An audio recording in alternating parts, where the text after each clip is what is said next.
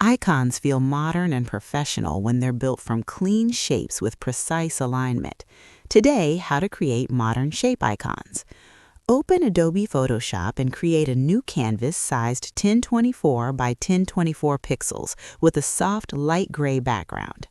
Select the Ellipse tool and draw a perfect circle in the center using a deep blue color as your base icon shape.